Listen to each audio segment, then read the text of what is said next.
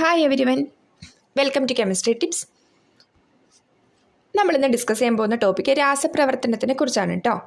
അപ്പോൾ ബേസിക് ആയിട്ട് അറിഞ്ഞിരിക്കേണ്ടത് രാസപ്രവർത്തനം അല്ലെങ്കിൽ കെമിക്കൽ റിയാക്ഷൻ എന്താണ്? രണ്ട് റിയാക്റ്റൻസ് തമ്മിൽ റിയാക്ട് ചെയ്ത് നമുക്ക് എന്ത് കിട്ടുന്നു? പ്രോഡക്റ്റ് കിട്ടുന്നു. വളരെ സിമ്പിളായിട്ട് പറയുകയാണെന്നുണ്ടെങ്കിൽ അപ്പോൾ നമ്മളത് ആരോ വെച്ചിട്ട് റെപ്രസെൻ്റ് ചെയ്യും. ആരോയുടെ ലെഫ്റ്റ് സൈഡിലും റൈറ്റ് സൈഡിലും ഉള്ള ടേംസ് എന്താണെന്ന് വെച്ചാൽ ലെഫ്റ്റ് സൈഡിൽ ആരോയുടെ ലെഫ്റ്റ് സൈഡിൽ റിയാക്ട് ചെയ്യേണ്ട റിയാക്റ്റൻസ് മലയാളത്തിൽ പറഞ്ഞാൽ അഭികാരകങ്ങളാണ് ഉള്ളത്. റൈറ്റ് സൈഡിൽ ഈ റിയാക്റ്റൻസ് റിയാക്ട് ചെയ്ത് നമുക്ക് കിട്ടുന്ന പ്രൊഡക്ട്സ് ഉൽപ്പന്നങ്ങളാണ് ഉള്ളത്. അപ്പോൾ ഇതാണ് വളരെ ബേസിക് ആയിട്ട് കെമിക്കൽ റിയാക്ഷനെ പറ്റിയിട്ട് പറയാനുള്ളത്. ഓക്കെ, പിന്നെ നമ്മൾ അറിഞ്ഞിരിക്കേണ്ടത് ഒരു കെമിക്കൽ റിയാക്ഷൻ നടക്കുമ്പോൾ റിയാക്റ്റൻസ് റിയാക്ട് ചെയ്ത് നമുക്ക് പ്രോഡക്റ്റ് കിട്ടുന്ന സമയത്ത് അവിടെ ഒരു മാസ് സംരക്ഷണ നിയമം നടക്കുന്നുണ്ട്. അതായത് ഒരു രാസപ്രവർത്തനത്തിൽ മാസ് നിർമ്മിക്കപ്പെടുകയോ നശിപ്പിക്കപ്പെടുകയോ ചെയ്യുന്നില്ല. ഇതാരാണ് പ്രസ്താവിച്ചത്? അന്റോയിൻ ലൗസിയ എന്ന് പറയുന്ന സയൻറ്റിസ്റ്റാണ് ഈ മാസ് സംരക്ഷണ നിയമം പ്രസ്താവിച്ചത്. അദ്ദേഹം എന്താണ് പറഞ്ഞത്? ഒരു രാസപ്രവർത്തനത്തിൽ മാസ് നിർമ്മിക്കപ്പെടുകയോ നശിപ്പിക്കപ്പെടുകയോ ചെയ്യുന്നില്ല. പുതുതായിട്ട് നിർമ്മിക്കപ്പെടുകയോ ഉള്ള മാസ് നശിപ്പിക്കപ്പെടുകയോ ചെയ്യുന്നില്ല. ഒരു എക്സാമ്പിൾ പറയുകയാണെങ്കിൽ ഒരു സിമ്പിളായിട്ടുള്ള റിയാക്ഷൻ എടുക്കുകയാണ്. ഹൈഡ്രജനും ഓക്സിജനും കൂടി റിയാക്ട് ചെയ്ത് നമുക്ക് വാട്ടർ മോളിക്യൂൾ കിട്ടുകയാണ്. അപ്പോൾ നമ്മൾ നോക്കുമ്പോൾ ഹൈഡ്രജനും ഓക്സിജനും കൂടി വാട്ടർ മോളിക്യൂൾ ഫോം ചെയ്യുമ്പോൾ ഹൈഡ്രജൻ്റെ മാസ് അവിടെ എന്താണ്? 2 ഗ്രാം ആണ്. H2 2 gram. ഓക്സിജൻ്റെ മാസ് എത്രയാണ്? 16 ഗ്രാം ആണ്. അപ്പോൾ ഹൈഡ്രജനും ഓക്സിജനും അതായത് 2 + 16 ആയി അവിടെ ടോട്ടൽ മാസ്. റിയാക്ട് ചെയ്തുകൊണ്ട് അവിടെ എന്ത് ഫോം ചെയ്യുകയാണ്? വാട്ടർ മോളിക്യൂൾ H2O ഫോം ചെയ്യുകയാണ്. അപ്പോൾ H2O മാസ് എത്രയാണ്? വാട്ടർ മോളിക്യൂളിൻ്റെ മാസ് എത്രയാണ്? 18 ആണ്. അതായത് H2 + O2 gives H2O. ഇതാണ് നമ്മുടെ ഇക്വേഷൻ. ഇതിൽ ഹൈഡ്രജൻ്റെ മാസ് എന്ന് പറയുന്നത് 2 ഗ്രാം ആണ്. ഓക്സിജൻ്റെ എന്ന് പറയുന്നത് 16 ഗ്രാം ആണ്. വാട്ടർ മോളിക്യൂളിൻ്റെ എന്ന് പറയുന്നത് 18 ഗ്രാം ആണ്. ഈ 2ഉം 16ഉം കൂടി ആഡ് ചെയ്താൽ നമുക്ക് 18 കിട്ടുന്നില്ലേ?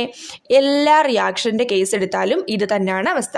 അതായത് അവിടുത്തെ മാസ് നിർമ്മിക്കപ്പെടുകയോ നശിപ്പിക്കപ്പെടുകയോ ചെയ്യുന്നില്ല. അത് കോൺസ്റ്റൻ്റ് ആണ്. അതിനൊരു മാറ്റവും സംഭവിക്കുന്നില്ല. ഇത് പ്രസ്താവിച്ചതാരാണ്? അന്റോയിൻ ലൗസിയ എന്ന് പറയുന്ന സയൻറ്റിസ്റ്റ് ആണ്. ഓക്കെ,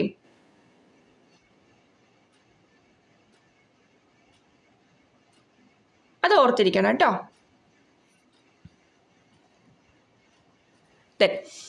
ഇനി നമ്മൾ ആ സയൻറ്റിസ്റ്റ് അതായത് അന്റോയിൻ ലൗസിയെ കുറിച്ച് കുറച്ച് പോയിന്റ്സ് പഠിക്കുകയാണ്. ഓർത്തിരിക്കണം. ജ്വലന പ്രക്രിയയിൽ ഓക്സിജന്റെ പങ്ക് കണ്ടെത്തിയത് ലൗസിയാണ്.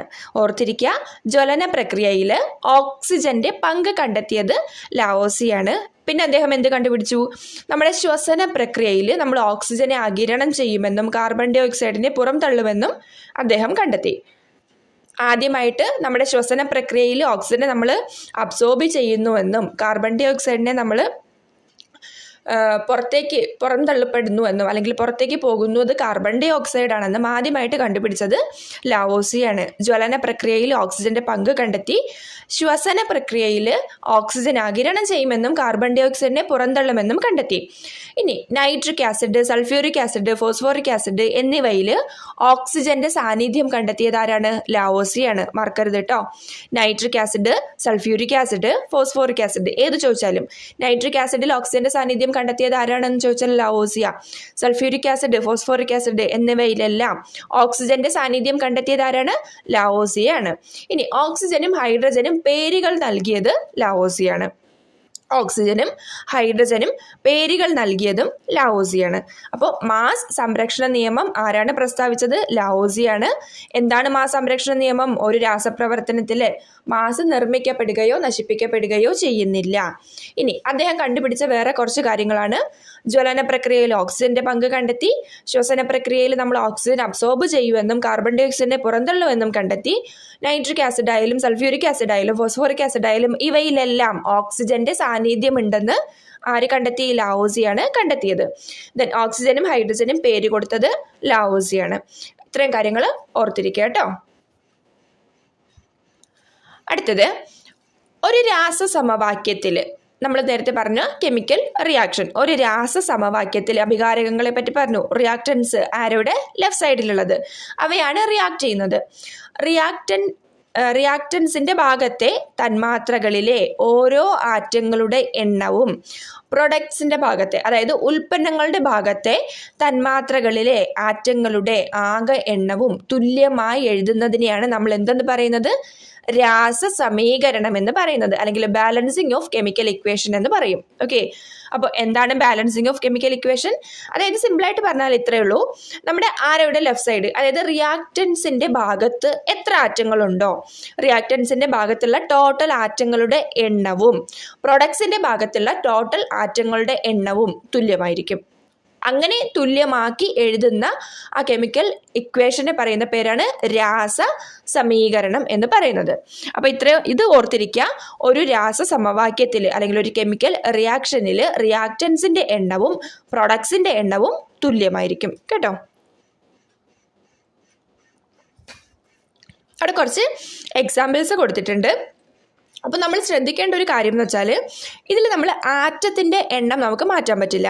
നമുക്ക് എന്തേ പറ്റുള്ളൂ? മോളിക്യൂൾസ് മൊത്തത്തിൽ എടുത്തിട്ട് ആ മോളിക്യൂൾസിൻ്റെ എണ്ണം മാത്രമേ മാറ്റാൻ പറ്റുള്ളൂ.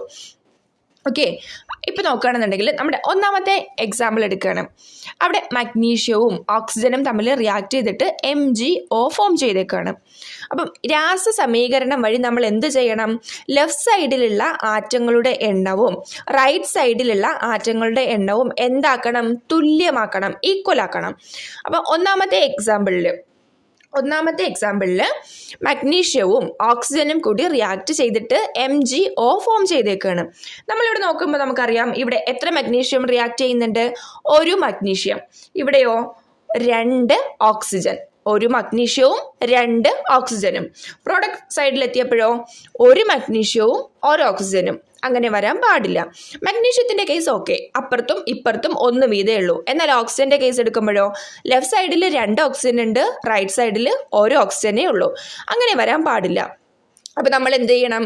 ഇവിടെ നമ്പേഴ്സിനെ ആഡ് ചെയ്ത് അല്ലെങ്കിൽ ആ മോളിക്യൂൾസിൽ ആറ്റത്തിൻ്റെ എണ്ണത്തിനെ മാറ്റി കൊടുക്കണം.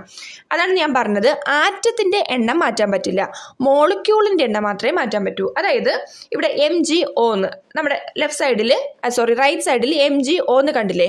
അതിൽ നമുക്ക് ശരി ഓക്സിജൻ 2 ആയിക്കോട്ടെ എന്ന് വെച്ചിട്ട് O2 എന്ന് ഇട്ട് കൊടുക്കാൻ പറ്റില്ല. പകരം നമുക്ക് എന്ത് ചെയ്തു കൊടുക്കാം? MgO എണ്ണത്തിൽ മാറ്റം വരുത്താം.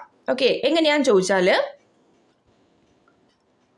മഗ്നീഷ്യം ലെഫ്റ്റ് സൈഡിലും റൈറ്റ് സൈഡിലും 1 വീതം, അതിന് നമ്മൾ തൽക്കാലം അങ്ങനെ ഇട്ടേക്കുക.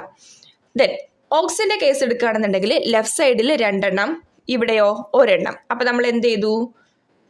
ഫ്രണ്ടിലൊരു 2 ഇട്ട് കൊടുത്തു, 2 MgO എന്നാക്കി. ഇനി നോക്കിയേ, Mg + O2 gives 2 MgO. അപ്പോൾ നോക്കൂ, അവിടെ Mg ലെഫ്റ്റ് സൈഡിൽ 1 മഗ്നീഷ്യം, റൈറ്റ് സൈഡിൽ വന്നപ്പോഴോ ഇവിടെ 2 മഗ്നീഷ്യമായി. അപ്പം നമ്മൾ ഓക്സിജൻ്റെത് ബാലൻസ് ചെയ്തപ്പോൾ എന്തിൻ്റെ ബാലൻസ് പോയി? മഗ്നീഷ്യത്തിൻ്റെ ബാലൻസ് പോയി.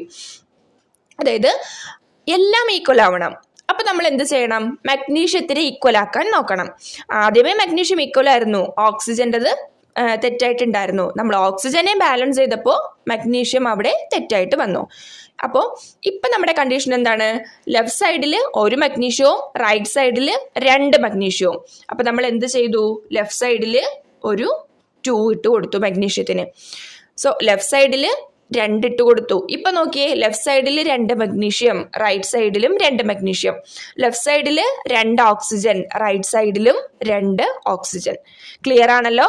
ലെഫ്റ്റ് സൈഡിലും റൈറ്റ് സൈഡിലുമുള്ള ആറ്റങ്ങളുടെ എണ്ണം തുല്യമായിരിക്കണം. അതാണ് രാസസമീകരണം എന്ന് പറയുന്നത്. അപ്പോൾ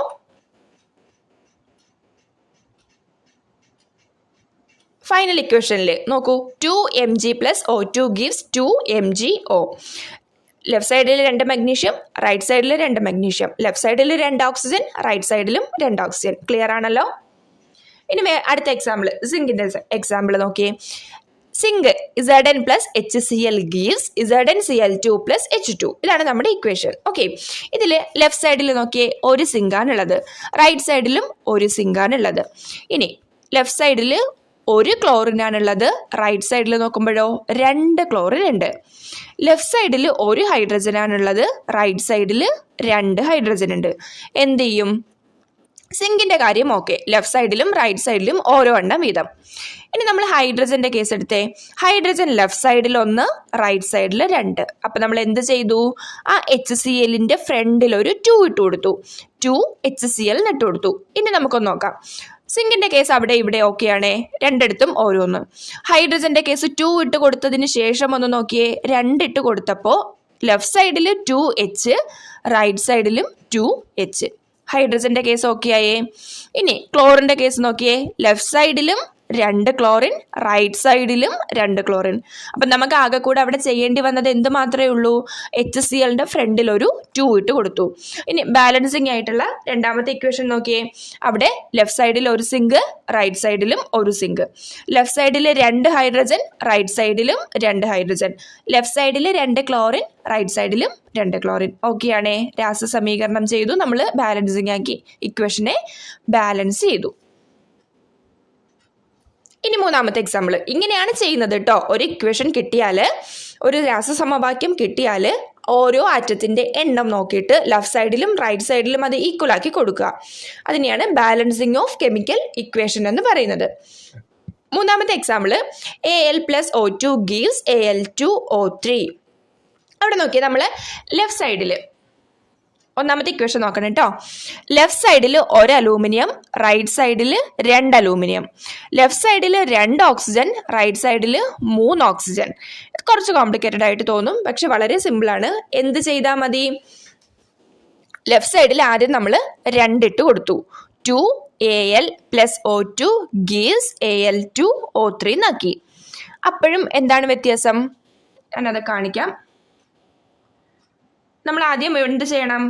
അലൂമിനിയത്തിൻ്റെ അവിടെ 2 ഇട്ട് കൊടുത്തു. Okay, 2Al + O2 gives Al2O3. ഇവിടെ 2 അലൂമിനിയം, ഇവിടെ 2 അലൂമിനിയം, ഇവിടെ 2 ഓക്സിജൻ, ഇവിടെ എത്ര ഓക്സിജൻ? 3 ഓക്സിജൻ. 2 ഓക്സിജനും 3 ഓക്സിജനും. എന്ത് ചെയ്യും നമ്മൾ? നമുക്ക് എന്ത് ചെയ്യണം? അത് ഈക്വൽ ആക്കണം എന്നുണ്ടെങ്കിൽ എന്ത് ചെയ്യേണ്ടി വരും? നമ്മളിവിടെ ഒരു 3 ഇട്ട് കൊടുക്കുകയാണ്. 3O2. അവിടെ എത്രയായി മൊത്തം? ഇങ്ങനെ വന്നാൽ O2 3 എന്ന് വരുമ്പോഴത്തേക്ക് നമ്മൾ എങ്ങനെ ആറ്റത്തിൻ്റെ എണ്ണം കണക്കാക്കും? ആ 3യും 2യും കൂടെ മൾട്ടിപ്ലൈ ചെയ്യുക. അതായത് 3 × 2 6 ആയി. 6 ഓക്സിജൻ. ലെഫ്റ്റ് സൈഡിൽ നോക്കിയേ, ഇവിടെ നോക്കുകയാണെങ്കിലോ റൈറ്റ് സൈഡിൽ നോക്കുകയാണെന്നുണ്ടെങ്കിലോ 3 ഓക്സിജനാണ് ഉള്ളത്. അതിനെ ബാലൻസ് ചെയ്യാൻ നമ്മൾ എന്ത് ചെയ്യണം?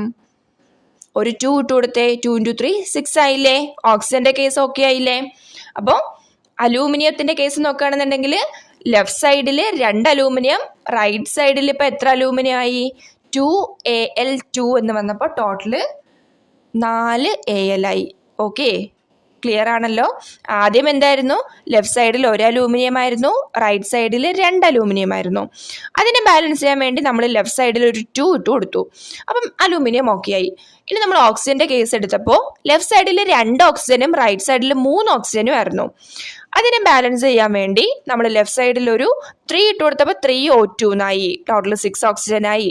റൈറ്റ് സൈഡിൽ O3യുടെ ഫ്രണ്ടിൽ ഒരു 2 ഇട്ട് കൊടുത്തപ്പോൾ 2O3 ആയി. 2 × 3 6. അവിടെയും 6 ഓക്സിജൻ ആയി. അപ്പോൾ ഓക്സിജന്റെ കേസ് ഓക്കെ ആയി. ഓക്സിജൻ ബാലൻസ്ഡ് ആയപ്പോൾ എന്ത് പറ്റി? അലൂമിനിയത്തിന്റെ ബാലൻസ് അവിടെ തെറ്റി. കാരണം നമ്മളിവിടെ 2 ഇവിടെ നമ്മൾ 2 ഇട്ട് കൊടുത്തപ്പോൾ 2Al2 എന്നായി. അതായത് ടോട്ടൽ 4 അലൂമിനിയം അവിടെയായി. ഇവിടെ എത്രയേ ഉള്ളൂ? 2 അലൂമിനിയമേ ഉള്ളൂ. നമ്മൾ എന്ത് ചെയ്താൽ മതി? ഈ 2 മാറ്റിയിട്ട് പകരം 4Al എന്നാക്കിയാൽ മതി. ക്ലിയർ ആയില്ലേ? അവിടെ 4 Al എന്നാക്കി. അപ്പോൾ ലെഫ്റ്റ് സൈഡിലും 4 അലൂമിനിയം, റൈറ്റ് സൈഡിലും 4 അലൂമിനിയം. ലെഫ്റ്റ് സൈഡിൽ 6 ഓക്സിജൻ, റൈറ്റ് സൈഡിലും 6 ഓക്സിജൻ. ക്ലിയർ ആണോ? ഇങ്ങനെയാണ് ഒരു ഇക്വേഷനെ ബാലൻസ് ചെയ്യുന്നത്. ഓക്കെ, അപ്പോൾ നമ്മുടെ ഫൈനൽ ഇക്വേഷൻ എന്തെന്ന് കിട്ടും? 4Al + 3O2 gives 2Al2O3. ഏത് ഇക്വേഷൻ തന്നാലും ഇങ്ങനെയാണ് ബാലൻസ് ചെയ്യുന്നത് കേട്ടോ. കുറേ ഇക്വേഷൻ തന്നിട്ട് ഇതിൽ ബാലൻസ്ഡ് അല്ലാത്തത് ഏത് അല്ലെങ്കിൽ ബാലൻസ്ഡ് ഇക്വേഷൻ ഏതെന്ന് ചോദിച്ചാൽ ആറ്റത്തിൻ്റെ എണ്ണി നോക്കുക. ലെഫ്റ്റ് സൈഡിലും റൈറ്റ് സൈഡിലും ഒരേ എണ്ണമുള്ള ഏതാണോ അതാണ് ബാലൻസിങ് ആയിട്ടുള്ള കെമിക്കൽ ഇക്വേഷൻ. ക്ലിയർ ആണെന്ന് വിചാരിക്കുന്നു. ഓക്കെ, അടുത്ത പോയിന്റ് എന്ന് പറയുന്നത് നമ്മൾ പ്രതീകങ്ങൾ, അതായത് സിംബൽസ്, പ്രതീകങ്ങൾ ഉപയോഗിച്ച് ഒരു തന്മാത്രയിലെ ആറ്റങ്ങളുടെ എണ്ണത്തെ സൂചിപ്പിക്കുന്ന രീതിയാണ് രാസസൂത്രം എന്ന് പറയുന്നത്. പ്രതീകങ്ങൾ ഉപയോഗിച്ച് ഒരു തന്മാത്രയിലെ ആറ്റങ്ങളുടെ എണ്ണത്തെ സൂചിപ്പിക്കുന്ന രീതിയാണ് രാസസൂത്രം എന്ന് പറയുന്നത്. അതായത്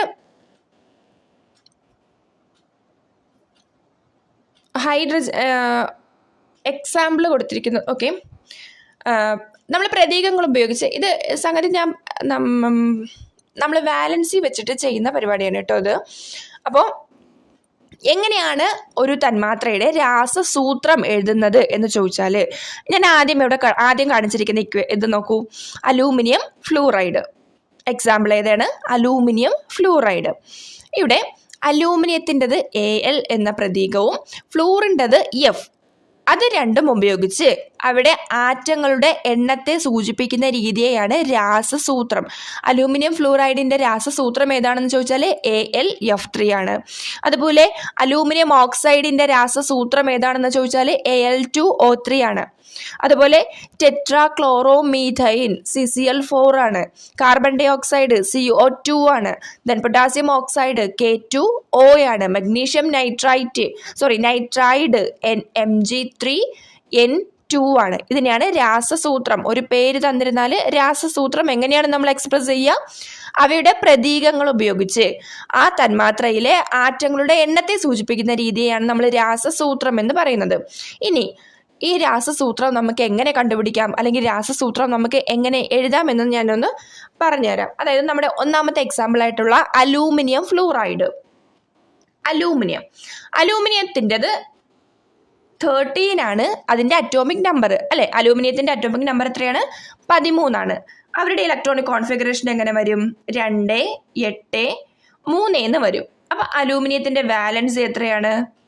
3 ആണ്. വാലൻസിയൊക്കെ കുറിച്ച് നമ്മൾ ഇതിന് മുന്നത്തെ വീഡിയോയിൽ പറഞ്ഞിട്ടുണ്ട് ഡീറ്റെയിൽ ആയിട്ട്, അത് നോക്കുക കേട്ടോ.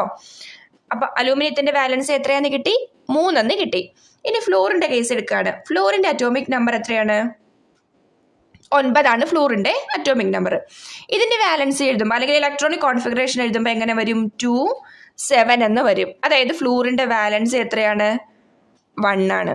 അലൂമിനിയത്തിൻ്റെ വാലൻസി 3 എന്നും കിട്ടി, ഫ്ലൂറിൻ്റെ വാലൻസി 1 എന്നും കിട്ടി. നമ്മൾ എങ്ങനെ എഴുതുകയാണ്? Aluminium fluorine.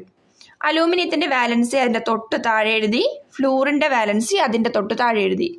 ദെൻ നമ്മൾ ക്രോസ് ചെയ്തു. ക്രോസ് ചെയ്യുമ്പോൾ എങ്ങനെ വരും? അലൂമിനിയത്തിൻ്റെത് 1ഉം ഫ്ലൂറിൻ്റെത് 3ഉം, അതായത് AlF3. ഇതാണ് അലൂമിനിയം ഫ്ലൂറൈഡിൻ്റെ രാസസൂത്രം. ക്ലിയർ ആണല്ലോ? അപ്പോൾ രാസസൂത്രം എഴുതുന്നത് എങ്ങനെയാണെന്നാണ് നമ്മൾ പറഞ്ഞത്. എക്സാമിന് ചിലപ്പോൾ ചോദിക്കും കേട്ടോ. അതായത് 2 ആറ്റം തന്നിട്ട്, പീരിയോഡിക് ടേബിളിലുള്ള 2 ആറ്റം തന്നിട്ട് ഇവ ഏതൊക്കെ രീതിയിൽ അല്ലെങ്കിൽ എങ്ങനത്തെ മോളിക്യൂൾസ് ഫോം ചെയ്യും അല്ലെങ്കിൽ ഏത് തന്മാത്ര ഫോം ചെയ്യും എന്ന് ചോദിച്ചാൽ അതിൻ്റെ വാലൻസി നോക്കിയിട്ട് എഴുതിയാൽ മതി കേട്ടോ. അലൂമിനിയം ഫ്ലൂറൈഡിൻ്റെത് ഞാൻ കാണിച്ചു തന്നു. ഇനി നമുക്ക് അലൂമിനിയം ഓക്സൈഡിൻ്റെത് എങ്ങനെയാണെന്നൊന്ന് നോക്കാം. ഓക്കെ,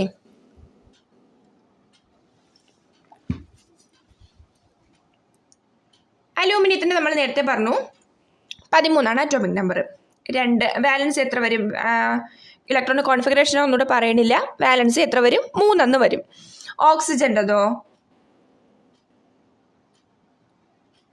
2, 6 എന്ന് വരും ഇലക്ട്രോണിക് കോൺഫിഗറേഷൻ. അതായത് വാലൻസി എത്രയാണ്? 2 ആണ് വാലൻസി. അപ്പം അലൂമിനിയവും ഓക്സിജനും എഴുതി. അലൂമിനിയത്തിൻ്റെ വാലൻസി 3, ഓക്സിജൻ്റെ വാലൻസി 2.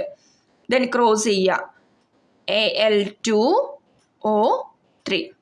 ക്ലിയർ ആണല്ലോ? സിമ്പിൾ അല്ലേ? നമുക്ക് എന്ത് മാത്രം അറിഞ്ഞിരുന്നാൽ മതി? വാലൻസി മാത്രം അറിഞ്ഞിരുന്നാൽ മതി. അലൂമിനിയം ഓക്സൈഡ് Al2O3 എന്ന് നമുക്ക് അതിൽ നിന്ന് കണ്ടുപിടിക്കാം. അലൂമിനിയം ഫ്ലൂറൈഡിൻ്റെത് കണ്ടുപിടിച്ച പോലെ തന്നെ. ഇനി അടുത്തത് എന്താണ്? CCl4 എന്ന് പറയുമ്പോൾ ടെട്രാക്ലോറോമീഥൈൻ. കാർബണിൻ്റെത് നമുക്കറിയാം അറ്റോമിക് നമ്പർ 6 ആണ്. ഇലക്ട്രോണിക് കോൺഫിഗറേഷൻ എങ്ങനെ വരും? 2, 4 എന്ന് വരും. അതായത് വാലൻസി എത്രയാണ്? 4 ആണ്. കാർബണിൻ്റെ വാലൻസി 4 ആണ്. ഇനി ക്ലോറിൻ്റെത് 17 ആണ് അറ്റോമിക് നമ്പർ, അതായത് 2, 8, 7 എന്ന് വരും ഇലക്ട്രോണിക് കോൺഫിഗറേഷൻ. അതിൻ്റെ വാലൻസി എത്രയാണ്? 1 ആണ്.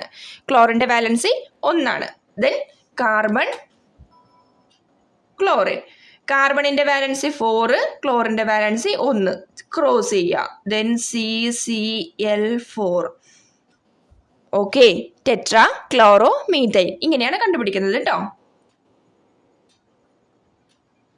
ഇതുപോലെ നമുക്ക് അടുത്തത് നോക്കാം. Carbon dioxide. നമ്മൾ കാർബണിൻ്റെത് ഇപ്പം പറഞ്ഞതേ ഉള്ളൂ. കാർബണിൻ്റെ വാലൻസി എത്രയാണ്? 4 ആണ്. ഓക്സിജൻ്റെത് നമ്മൾ ഓൾറെഡി പറഞ്ഞിട്ടുള്ളതാണ്. ഓക്സിജൻ്റെത് എത്രയാണ്? വാലൻസി 2 ആണ്. ഇലക്ട്രോണിക് കോൺഫിഗറേഷൻ ഒന്നും പറയണില്ല കേട്ടോ. വാലൻസി 2 ആണ്. ദെൻ കാർബണും ഓക്സിജനും. കാർബണിൻ്റെ വാലൻസി 4, ഓക്സിജൻ്റെ വാലൻസി 2. ക്രോസ് ചെയ്യാം. C2O4. C2O4. ഇങ്ങനെ വരുന്ന കേസിൽ നമുക്കതിന് ഏതെങ്കിലും ഒരു കോമൺ ഫാക്ടർ ഉണ്ടെങ്കിൽ നമ്മൾ എന്ത് ചെയ്യുക? ആ കോമൺ ഫാക്ടർ വെച്ച് അതിനെ ഡിവൈഡ് ചെയ്തിട്ട് ഏറ്റവും സിംപ്ലസ്റ്റ് ആയിട്ടുള്ള ഫോം ആക്കുക. അപ്പോൾ ഇവിടെ 2, 4. 2 കൊണ്ട് ഡിവൈഡ് ചെയ്താൽ C1ഉം O2ഉം ആവില്ലേ? CO2 കിട്ടിയില്ലേ? ഇങ്ങനെയാണ് കാർബൺ ഡൈ ഓക്സൈഡിൻ്റെ രാസസൂത്രം എഴുതുന്നത്. ഓക്കെ, ദെൻ അടുത്തത് ഏതാണ്?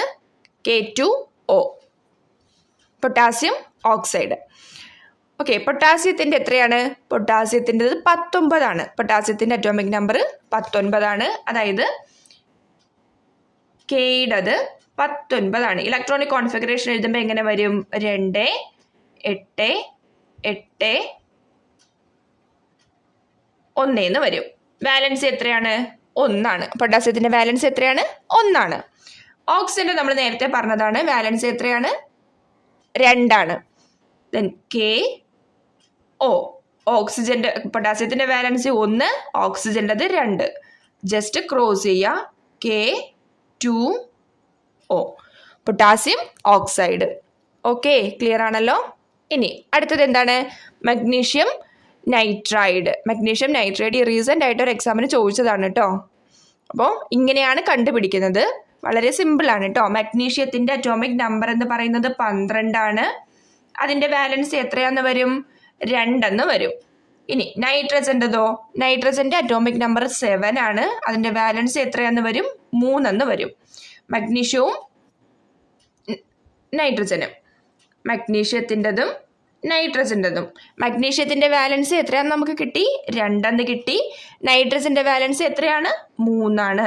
ജസ്റ്റ് ക്രോസ് ചെയ്യുക. എത്ര എന്ന് വരും? Mg3N2 എന്ന് വരും. ഇതാണ് മഗ്നീഷ്യം നൈട്രൈഡ്. ഓക്കെ, ക്ലിയർ ആണല്ലോ. എന്ത് ചോദിച്ചാലും ഇതുപോലെയാണ് അതിൻ്റെ രാസസൂത്രം എഴുതുന്നത്. വാലൻസി എഴുതി നോക്കുക. ജസ്റ്റ് ക്രോസ് ചെയ്യുക.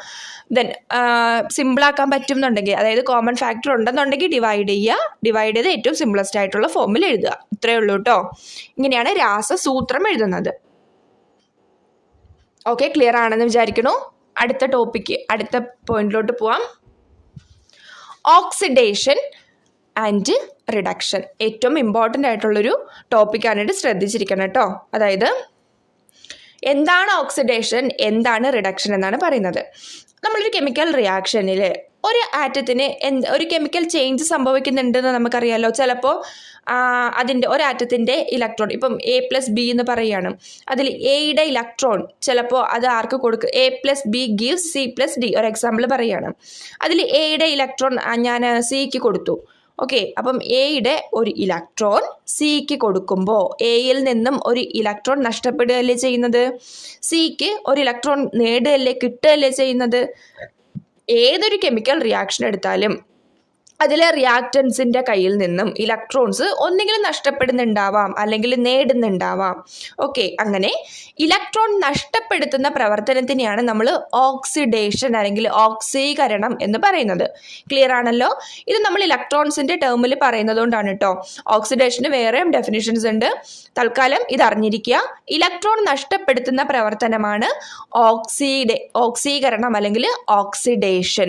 ഇനി അതിൻ്റെ നേരെ ഓപ്പോസിറ്റ്, ഇലക്ട്രോണിനെ സ്വീകരിക്കുന്ന പ്രവർത്തനമാണ് നിരോക്സീകരണം അല്ലെങ്കിൽ റിഡക്ഷൻ.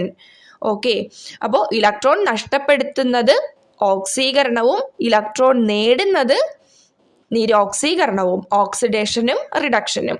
ഇനി അറിഞ്ഞിരിക്കേണ്ട ഒരു കാര്യം, നമ്മൾ ഇലക്ട്രോൺ നഷ്ടപ്പെടുത്തുന്ന ഒരു ആറ്റം ഉണ്ടല്ലോ, അതായത് ഓക്സീകരണം, ഓക്സിഡേഷൻ നടക്കുന്ന ആറ്റം, അതിനെ നിരോക്സീകാരിയായും ഇലക്ട്രോൺ നേടുന്ന ആറ്റം ഓക്സീകാരിയായുമാണ് അറിയപ്പെടുന്നത്.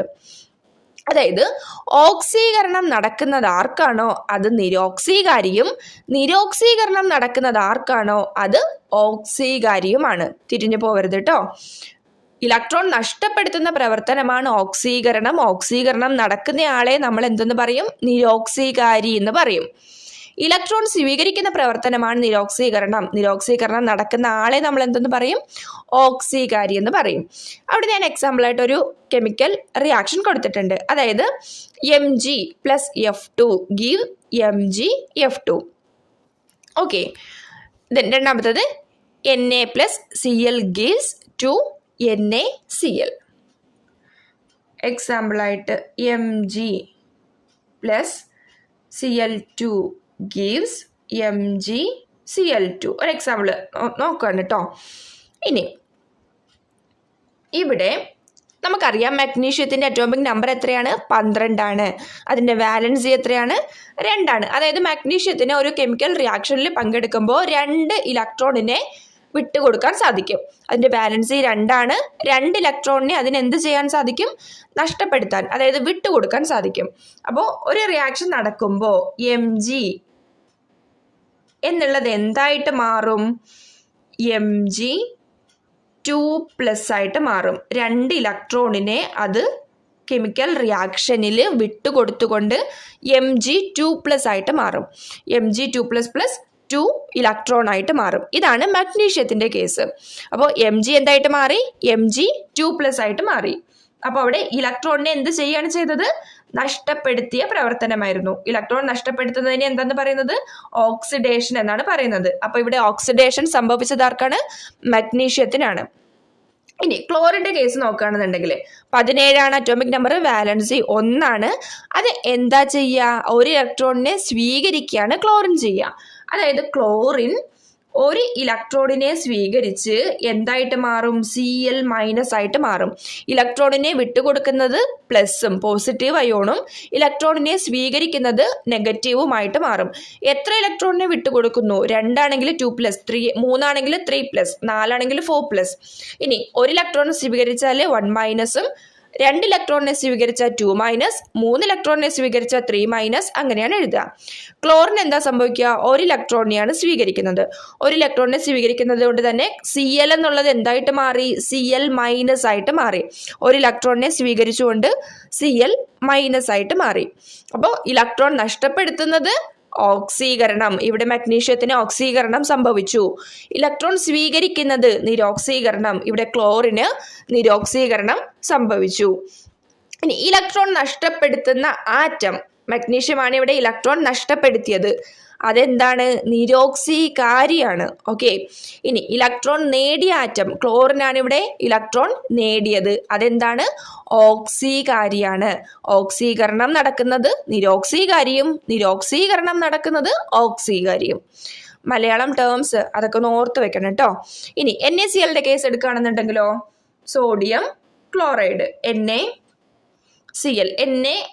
ക്ലോറിനുമായിട്ട് റിയാക്ട് ചെയ്ത് NaCl ആയിട്ട് മാറുകയാണ്. ഇവിടെ സോഡിയത്തിന് എന്ത് സംഭവിക്കുന്നു? Na+ ആയിട്ട് മാറുകയാണ് ചെയ്യുന്നത്. ഒരു ഇലക്ട്രോണിനെ വിട്ടുകൊടുത്ത് Na+ ആയിട്ട് മാറുകയാണ് ചെയ്യുന്നത്. ക്ലോറിൻ നമ്മൾ ഓൾറെഡി പറഞ്ഞു, ഒരു ഇലക്ട്രോണിനെ സ്വീകരിച്ചുകൊണ്ട് Cl- ആയിട്ട് മാറുകയാണ് ചെയ്യുന്നത്. ഇവിടെ ഇലക്ട്രോൺ നഷ്ടപ്പെടുത്തുന്നത് ആരാണ്?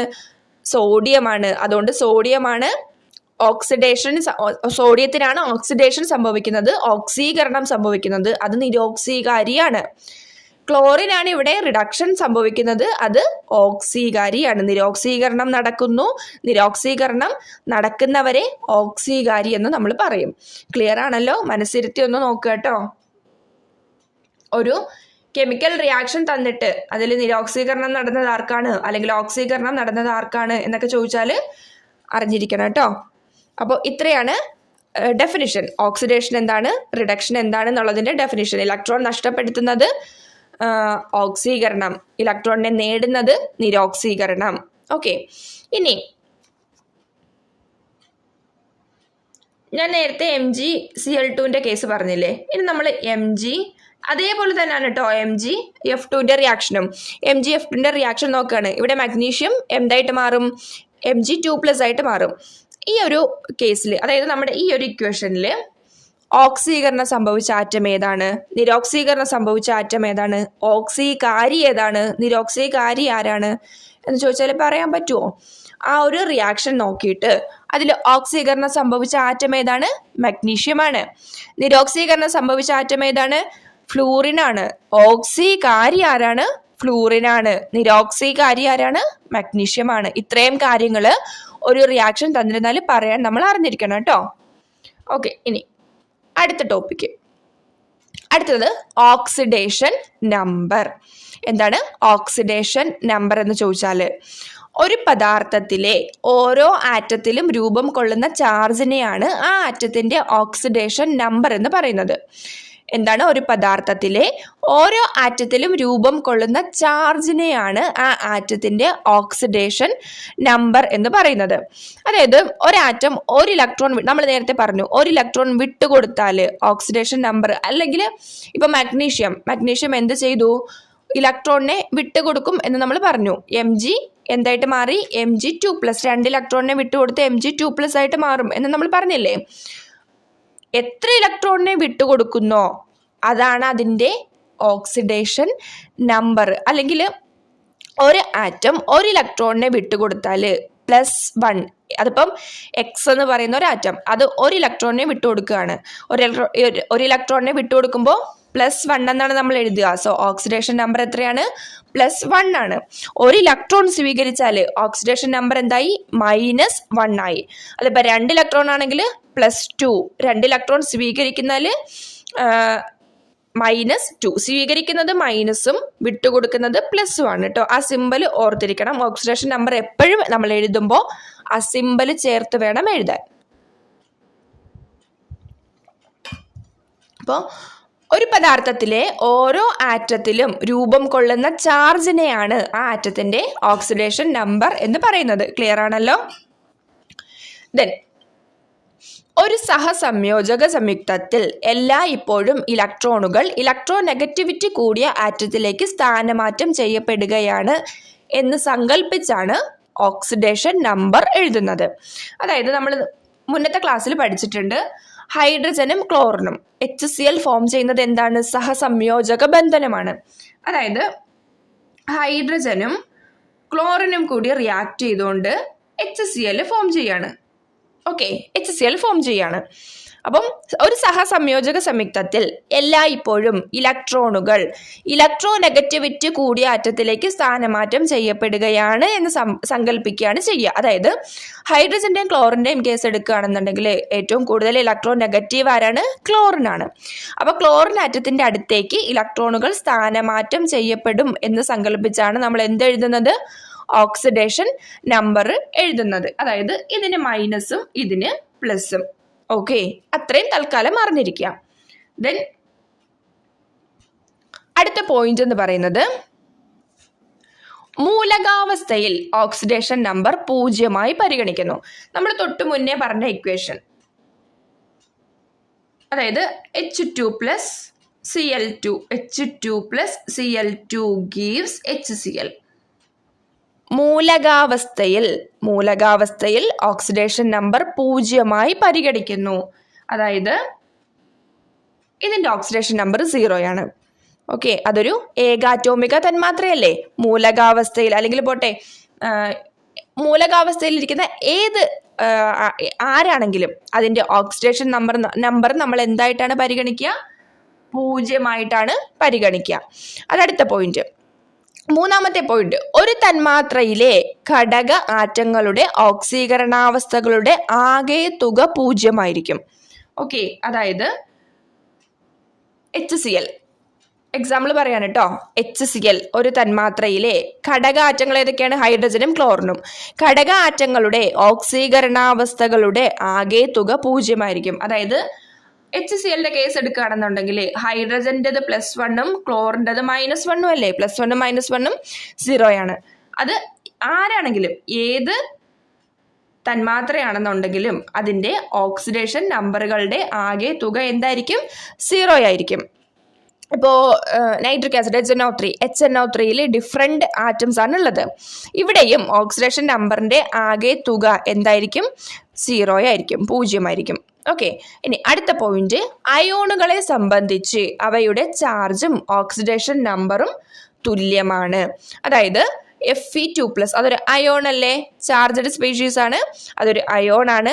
Fe2+ന്റെ ഓക്സിഡേഷൻ നമ്പർ +2 ആണ്. Fe3+ന്റെ ഓക്സിഡേഷൻ നമ്പർ +3 ആണ്. അതിന്റെ ചാർജ് എന്താണോ അത് തന്നെയാണ് അതിന്റെ ഓക്സിഡേഷൻ നമ്പറും. Cu2+ന്റെ ഓക്സിഡേഷൻ നമ്പർ എത്രയാണ്? +2 ആണ്. അപ്പോൾ ഒരു അയോൺ തന്നിട്ട് അതിന്റെ ഓക്സിഡേഷൻ നമ്പർ എത്രയാണെന്ന് ചോദിച്ചാൽ ആ ചാർജ് എത്രയാണോ അത് തന്നെയായിരിക്കും അതിന്റെ ഓക്സിഡേഷൻ നമ്പറും. അപ്പോൾ ഓക്സിഡേഷൻ നമ്പർ എന്താണ്?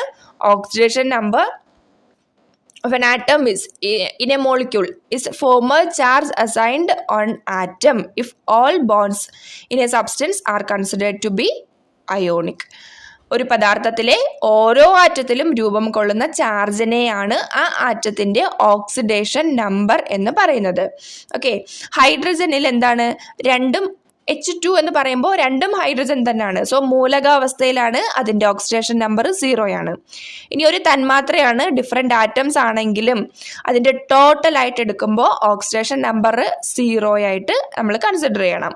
ഓക്കെ, ദെൻ അയോണിൻ്റെ കേസ് ആണെങ്കിൽ അയോണിൻ്റെ ചാർജ് എന്താണോ അത് തന്നെ ആയിരിക്കും അതിൻ്റെ ഓക്സിഡേഷൻ നമ്പർ എന്ന് പറയുന്നതും. നമ്മൾ ഇതിന്റെ പറഞ്ഞതാണ്. അതായത് ഇവിടെ ഹൈഡ്രജൻ്റെത് 0 ആണ്. ഓക്സിഡേഷൻ നമ്പറിന്റെ കാര്യമാണ് പറയുന്നത് കേട്ടോ. ക്ലോറിൻ്റെത് 0 ആണ്. ഇവിടെ HClന്റെ കേസിൽ ഹൈഡ്രജന് +1 ആണ്, ക്ലോറിന് -1 ആണ്. +1 -1 കൂടി 0 ആവും. ഓക്കെ, അപ്പോൾ ഹൈഡ്രജൻ്റെത് മൂലകാവസ്ഥയിൽ ഓക്സിഡേഷൻ നമ്പർ 0 ആണ്. ദെൻ അതൊരു കെമിക്കൽ റിയാക്ഷനിൽ ഏർപ്പെടുമ്പോൾ ഹൈഡ്രജൻ എന്ത് സംഭവിക്കുന്നു? ഹൈഡ്രജന്റെ ഒരു ഇലക്ട്രോൺ അത് ക്ലോറിന് വിട്ടുകൊടുക്കുന്നു. അപ്പോൾ HCl എന്ത് സംഭവിക്കും? ഹൈഡ്രജന് അതിൻ്റെ ആ ഒരു ഇലക്ട്രോൺ നഷ്ടപ്പെടും. അപ്പം H എന്തായിട്ട് മാറി? H+ ആയിട്ട് മാറി. ദെൻ Cl2 എന്ന് പറയുമ്പോൾ മൂലകാവസ്ഥയിൽ അതിന്റെ ഓക്സിഡേഷൻ നമ്പർ 0 ആണ്. പക്ഷെ HCl ഫോം ചെയ്യുമ്പോൾ ഒരു കെമിക്കൽ റിയാക്ഷനിൽ പങ്കെടുക്കുമ്പോൾ ആ ഹൈഡ്രജൻ കൊടുത്ത ആ ഒരു ഇലക്ട്രോണിനെ ക്ലോറിൻ സ്വീകരിച്ചുകൊണ്ട് Cl- ആയിട്ട് മാറുകയാണ് ചെയ്യുന്നത്. അതുകൊണ്ട് ഒരു ഇലക്ട്രോണിനെ സ്വീകരിക്കുന്നത് കൊണ്ട് -1 ആയിട്ട് അതിന്റെ ഓക്സിഡേഷൻ നമ്പർ മാറുന്നു. ഇത്രയും ക്ലിയർ ആണോ? ഓക്കെ, ദെൻ അടുത്ത പോയിന്റ് എന്ന് പറയുന്നത് ഓക്സിഡേഷൻ നമ്പർ കൂടുന്ന പ്രവർത്തനം ഓക്സീകരണം. ഓക്സീകരണത്തിന്റെ രണ്ടാമത്തെ ഡെഫിനിഷനാണ് നമ്മളിപ്പോൾ പഠിക്കുന്നത്. ആദ്യം നമ്മൾ എന്ത് പഠിച്ചു? ഇലക്ട്രോൺ നഷ്ടപ്പെടുത്തുന്ന പ്രവർത്തനമാണ് ഓക്സീകരണം എന്ന് പഠിച്ചു. ഇലക്ട്രോൺ സ്വീകരിക്കുന്ന പ്രവർത്തനം നിരോക്സീകരണം എന്നും പഠിച്ചു. ഇവിടെ എന്താണ് അടുത്ത പോയിന്റ്? ഓക്സിഡേഷൻ നമ്പർ കൂടുന്ന പ്രവർത്തനം ഓക്സീകരണവും ഓക്സിഡേഷൻ നമ്പർ കുറയുന്ന പ്രവർത്തനം നിരോക്സീകരണവുമാണ്. ഓക്സിഡേഷൻ നമ്പർ കൂടുക എന്ന് വെച്ചാൽ പോസിറ്റീവ് ചാർജ് കൂടുക എന്നല്ലേ അർത്ഥം. പോസിറ്റീവ് ചാർജ് കൂടുക എന്ന് വെച്ചാൽ ഇലക്ട്രോണിനെ നഷ്ടപ്പെടുത്തുക. പോസിറ്റീവ് +1ഉം +2ഉം എന്താ വ്യത്യാസം? ഒരു ഇലക്ട്രോണിനെ നഷ്ടപ്പെടുത്തുമ്പോൾ നമുക്ക് കിട്ടുന്നതാണ് +1, 2 ഇലക്ട്രോണിനെ നഷ്ടപ്പെടുത്തുമ്പോൾ കിട്ടുന്നതാണ് +2. അപ്പോൾ ഇലക്ട്രോണിനെ നഷ്ടപ്പെടുത്തുമ്പോഴാണ് ഓക്സിഡേഷൻ നമ്പർ കൂടുന്നത്. ഓക്സിഡേഷൻ നമ്പർ കൂടുന്ന പ്രവർത്തനമാണ് ഓക്സീകരണം. ക്ലിയർ അല്ലേ? ഓക്സിഡേഷൻ നമ്പർ കുറയുന്ന പ്രവർത്തനമാണ് നിരോക്സീകരണം. അപ്പൊ ഇവിടെ നോക്കിയേ, ഹൈഡ്രജൻ ആദ്യം 0 ആയിരുന്നു oxidation number. Then after reaction നടന്നു കഴിഞ്ഞപ്പോൾ ഹൈഡ്രജന്റെ ഓക്സിഡേഷൻ നമ്പർ എത്രയായി? +1 ആയി. അതായത് ഓക്സിഡേഷൻ നമ്പർ കൂടി. അപ്പോൾ ഹൈഡ്രജൻ അവിടെ എന്ത് സംഭവിച്ചു? ഓക്സീകരണം നടന്നു. ക്ലോറിന്റെ കേസ് എടുത്ത് നോക്കിയേ, ക്ലോറിൻ 0 ആയിരുന്നു ആദ്യം ഓക്സിഡേഷൻ നമ്പർ. റിയാക്ഷൻ കഴിഞ്ഞപ്പോൾ Cl -1 ആയി. ഓക്സിഡേഷൻ നമ്പർ എന്ത് ചെയ്തു? കുറഞ്ഞു. 0യിൽ നിന്നും താഴെയല്ലേ -1. അപ്പോൾ ഓക്സിഡേഷൻ നമ്പർ കുറയുന്ന പ്രവർത്തനം എന്താണ്? നിരോക്സീകരണം. അതായത് ക്ലോറിന് റിഡക്ഷൻ ആണ് സംഭവിച്ചത്. ക്ലിയർ അല്ലേ?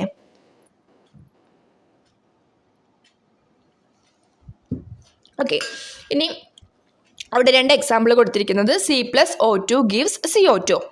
അവിടെ കാർബണിൻ്റെത് ഓക്സിഡേഷൻ നമ്പർ എന്ന് പറയുന്നത് 0 ആണ്, ഓക്സിജൻ്റെതും 0 ആണ്. റിയാക്ഷൻ നടന്നതിന് ശേഷം CO2ല് കാർബണിൻ്റെത് +4 ആണ്, ഓക്സിജൻ്റെത് -2 ആണ്. കാർബണിൻ്റെത് +4 ആണ്, ഓക്സിജൻ്റെത് -2 ആണ്. ഇവിടെ കാർബണിന് എന്ത് സംഭവിക്കുന്നു? ഓക്സിഡേഷൻ നമ്പർ 0യിൽ നിന്ന് +4 ആവുന്നു. ഓക്സിഡേഷൻ നമ്പർ കൂടുന്നു. ഓക്സിഡേഷൻ നമ്പർ കൂടുന്നത് എന്താണ്? Oxidation, ഓക്സീകരണമാണ്. The process in which oxidation number increases is called oxidation, and the process in which oxidation number decreases is called reduction. Oxygen എന്ത് സംഭവിച്ചു? ഓക്സിജന്റെ ഓക്സിഡേഷൻ നമ്പർ ആദ്യം 0 ആയിരുന്നു, റിയാക്ഷൻ കഴിഞ്ഞപ്പോൾ അത് -2 ആയിട്ട് മാറി. ഓക്സിജൻ എന്ത് സംഭവിച്ചു? റിഡക്ഷൻ സംഭവിച്ചു. ഓക്സിഡേഷൻ നമ്പർ കുറയുന്ന പ്രവർത്തനം എന്താണ്? റിഡക്ഷൻ അല്ലെങ്കിൽ നിരോക്സീകരണം. ക്ലിയർ ആണല്ലോ? ഇനി അടുത്ത എക്സാമ്പിൾ നോക്കിയേ. Zn + 2HCl gives ZnCl2 + H2. ഇവിടെ നമ്മൾ നോക്കുമ്പോൾ Zn എന്താണ്? 0 ആണ്, ഓക്സിഡേഷൻ നമ്പർ 0 ആണ്. ഇനി HCl ഹൈഡ്രജന് +1ഉം ഹൈഡ്രജന് +1ഉം ക്ലോറിന് -1ഉം ആണ്. ദെൻ റിയാക്ഷൻ നടന്നു കഴിഞ്ഞ് ZnCl2 ഫോം ചെയ്തു. ZnCl2 ഫോം ചെയ്തതിൽ Zn-ന് +2 ആണ്, Cl-ന് -2 ആണ്. ഓക്കെ, അപ്പോൾ ഇവിടെ ദെൻ ഈ ഹൈഡ്രജന് 0 ആണ്. മൂലകാവസ്ഥയിൽ ഏതായാലും 0 ആണ്. അപ്പം ലെഫ്റ്റ് സൈഡിൽ Zn 0 ആയിരുന്നു, റൈറ്റ് സൈഡിൽ വന്നപ്പോൾ Zn +2 ആയിട്ട് മാറി.